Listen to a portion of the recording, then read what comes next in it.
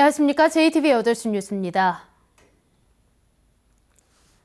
전주의 대형마트들이 1년에 올리는 매출이 1조 원에 가깝습니다. 하지만 지역에 환원하는 액수는 0.03%밖에 되지 않는데요. 신용만 낸 수준이어서 지역 환원을 이끌어낼 수 있는 다각적인 노력이 필요합니다. 보도에 정윤성 기자입니다. 지난해 전주의 대형마트 11곳은 9,994억 원의 매출을 올렸습니다. 이 가운데 지역 환원 금액은 3억 3천만 원, 매출액의 0.033%에 그칩니다. 주요 매장별로는 이마트가 매출액의 0.157%, 롯데백화점과 롯데마트가 0.021%, 홈플러스가 0.013%입니다. 그나마 전주시 유통업 상생발전협의회가 권고한 0.5%의 10분의 1에도 미치지 못하는 수준입니다. 지역 환원 숫자는 참 미비합니다. 어때 표현할 수 없을 정도로. 될 수 있으면 많이 하도록 저희가 촉구하고 노력하고 있습니다. 전주 대형마트들의 지역 환원 비율은 다른 지역보다도 적습니다. 지난해 상반기 전남 대형마트들의 지역 환원 비율은 총 매출액의 0.06%로 전주의 2배에 가깝습니다. 대형마트들은 김치 담그기, 연탄 배달 같은 봉사활동을 하고 있다는 입장입니다. 다운아동 지역센터 봉사활동, 삼계탕 봉사활동, 연말 때는 이제 사랑의 연탄 배달 봉사활동 등을 지금 진행을 하고 있습니다. 하지만 봉사활동은 영업과 관계없이 할 수 있기 때문에 이익의 지역 환원을 위한 실질적인 노력이 필요합니다. 최소한도로 매출액의 0.1%까지는 지역 환원율을 이렇게 높여야 될 것 같고요. 또 특히나 대형 유통업체의 자발적인 지역 상생 행동을 보여줘야 될 것으로 보입니다. 대형마트들의 더 많은 지역 환원을 끌어내기 위한 자치단체의 다각적인 노력은 물론 지역과 상생하려는 대형마트의 근본적인 의식 전환이 요구되고 있습니다. JTBC 뉴스 정유상입니다. 수자원공사의 오폐수 방류로 상수원의 오염 우려가 커지자 용담댐 주변 45개 하수 처리 시설에 대해 전수조사가 이루어집니다. 전라북도는 무주군과 진안군, 장수군 그리고 지역 환경단체와 함께 이번 주부터 2주 동안 용담댐 주변 하수 처리 시설의 노후화 여부를 정밀조사하기로 했습니다. 전라북도는 이번 조사에서 시설 개선이 필요하다고 판단되면 예산을 투입해 하수 처리 시설을 현대화하기로 했습니다. 전라북도의 발암물질 라돈 수치가 138베크렐로 전국에서 가장 높고 전주의 단독주택도 위험하다고 알려졌지만 구체적인 자료를 공개하지 않아 논란이 일고 있습니다. 국립환경과학원은 개인정보 등을 이유로 라돈이 많이 검출된 전주시의 마을을 구체적으로 공개하지 않고 있습니다. 그러나 남원시 200면 내기 마을의 경우 마을 이름까지 구체적으로 공개해놓고도 단독주택의 라돈 초과율이 높은 전주와 장수, 순창의 자료를 비공개해 해당 자치단체가 라돈을 줄이는 대책에 소극적이라는 논란이 일고 있습니다. 이달부터 노인과 장애인 보호구역의 교통법규 위반의 행위에 대한 과태료가 2배로 오릅니다. 물론 교통법규를 잘 지키는 게 중요하지만 단속보다 교통안전시설을 더 확충해야 한다는 지적도 나오고 있습니다. 하원호 기자입니다. 전주의 한 노인복지관 앞 도로입니다. 주정차 금지구역이지만 도로 옆에는 불법 주차된 차량이 즐비합니다. 자전거를 탄 노인은 주차된 차량을 피해 도로 가운데로 고개 운전을 합니다. 제한속도 30km는 있으나 마나입니다. 불안하지요. 불안하고 제일로 다 신호등은 좀 차 안 셨으면 좋겠어. 왜 어디 건너가려고 막 딱 거기 가서 있었어 그냥 왜. 지난해 전북에서 길을 걷다 교통사고로 숨진 사람은 112명. 이 가운데 절반이 넘는 66명이 65세 이상 노인이었습니다.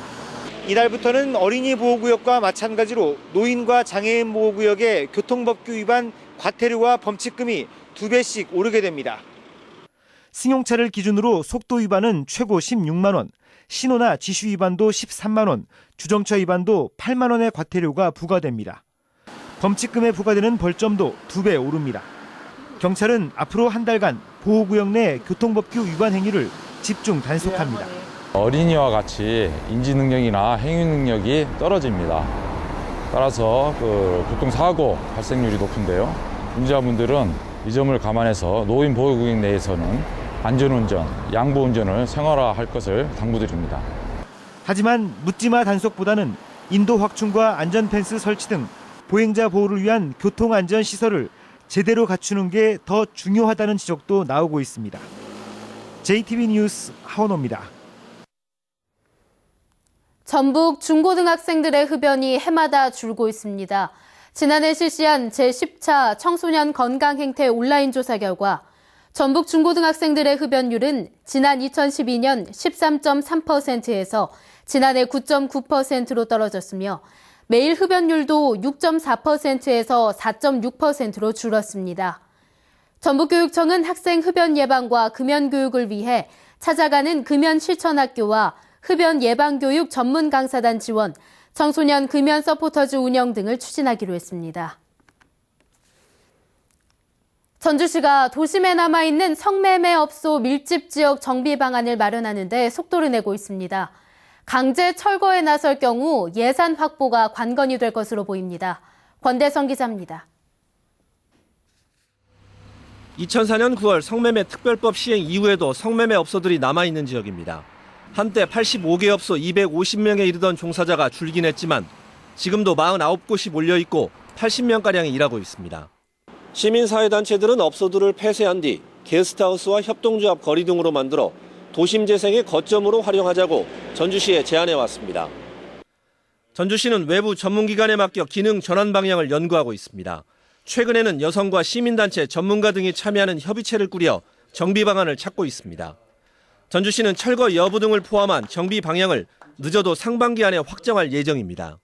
한옥마을과 연계하는 기능 전환을 할 수 있도록 먹거리랄지 볼거리랄지 문화거리랄지 또 거기에 더 환경이 어렵기 때문에 환경정비 방안이랄지 그런 부분을 종합적으로.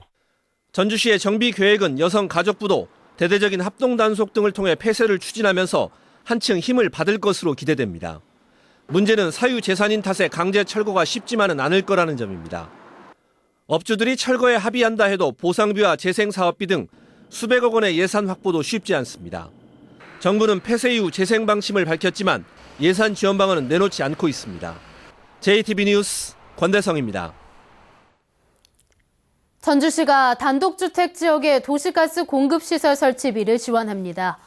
전주시가 노송동 병무청 주변과 장동마을, 효자동 서곡마을 등 4곳 380가구에 도시가스 공급시설 설치비의 50%, 한 가구에 최대 250만 원을 지원합니다. 전주시 단독주택 지역의 도시가스 공급시설 설치율은 88%입니다. 휴일이자 식목일인 오늘도 대지를 적시는 단비가 이어졌는데요. 시민들은 나무시장을 찾아 나무를 고르고 싶느라 바쁜 하루를 보냈습니다. 휴일 표정 김진영 기자가 전해드립니다. 휴일이지만 나무시장은 오히려 활기로 넘쳐납니다. 적당한 나무를 찾는 시민들의 발걸음이 쉴 새 없이 이어집니다. 잘 자랄 나무를 고르기 위해 가지부터 뿌리까지 꼼꼼히 살펴봅니다.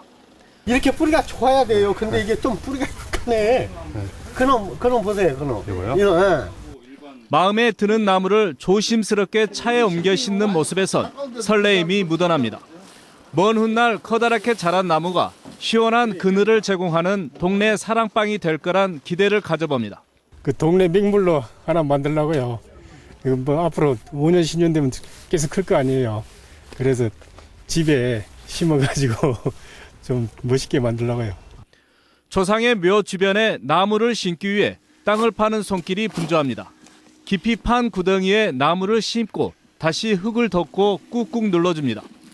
때 맞춰 내려준 단비가 고맙기만 합니다.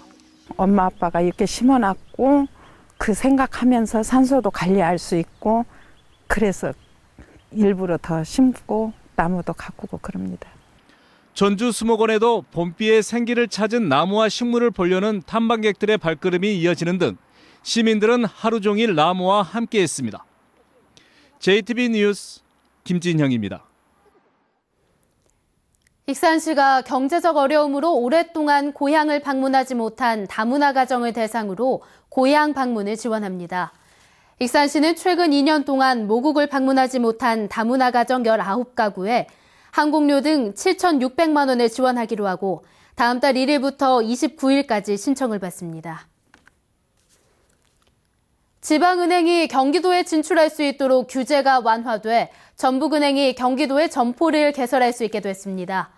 전북은행은 영업구역을 전북, 전남, 서울 각 광역시로 묶어놓은 정관을 개정할 수 있도록 금융위원회가 규제를 완화해 경기도로 영업구역을 확대하기로 했다고 밝혔습니다.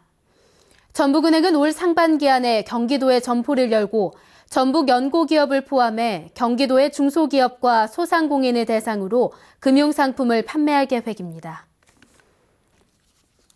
오늘 12일에 열리는 군산 새만금 국제마라톤 대회에 만여 명이 넘는 선수들이 참가합니다. 군산시는 새만금 국제마라톤 대회 접수 결과 지난해보다 400여 명이 늘어난 1,800여 명이 참가해 풀코스와 10km, 5km 세 코스를 달리게 된다고 밝혔습니다.